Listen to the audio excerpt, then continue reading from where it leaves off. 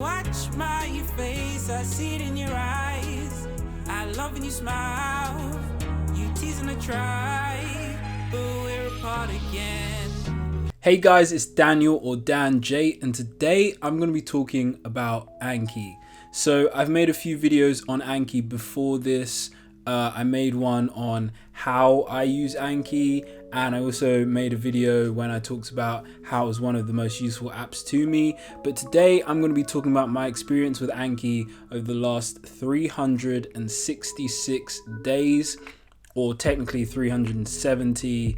But yeah, the last year on Anki. So today I'm going to go through 5 points on what I've learned from Anki and what sort of come out from me using it for the last year. Okay, so first I'm just going to talk about my stats through Anki. So looking back on my reviews, I've done 16,484, which works out at around 45 per day. And in total, I have 13,555 cards, but 11,000 of them are suspended. So pretty much I only use about 2,500 cards in general. The other suspended cards are from like decks I've downloaded. So recently I downloaded a pretty big like Arabic deck and just suspended the whole thing. And then I also downloaded a deck to basically refresh my knowledge on Python. And I've started making a new deck on the Ateso language, which is a language from Uganda, and essentially I haven't unsuspended those. I'm just making flashcards so that like when I go back home I can basically crash course myself in speaking to my mum, that sort of thing, so they're just there set. And in terms of time, I spent 2,202 minutes, which is equal to 1 day, 12 hours and 42 minutes on Anki in the last year. So not too much. That actually works out an average of 6 minutes per day. So I don't have like loads of Anki cards to do per day like some people you might have seen on YouTube. Literally most days, like I said, 45 per day is the average that I had over the last year. And in terms of add-ons on Anki, I only use Advanced Browser and True Retention, which I talked about in another video you can see up here. So moving on to the next 4 points. At number 2, talking about what I learned from Anki. To start with, active recall is really the way forward. So active recall, that could be through flashcards, it could be through going through questions on question banks. And yeah, active recall matched with the spaced repetition of Anki has just really helped me this year, really boosted my exam scores in medical school.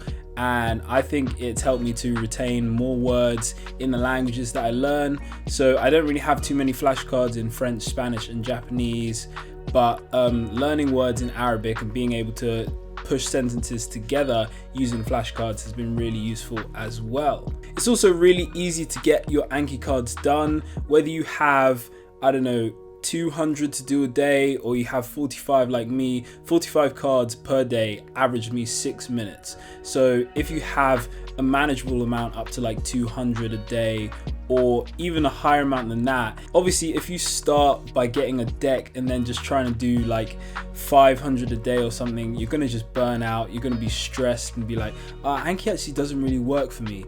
But I think it's really helped me being able to make the cards myself as well.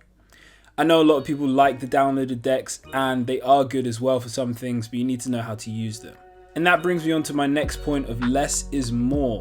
So yeah, a lot of people just start with Anki and then they get told, oh, download this deck, download that deck, it will help you with whatever you need to learn.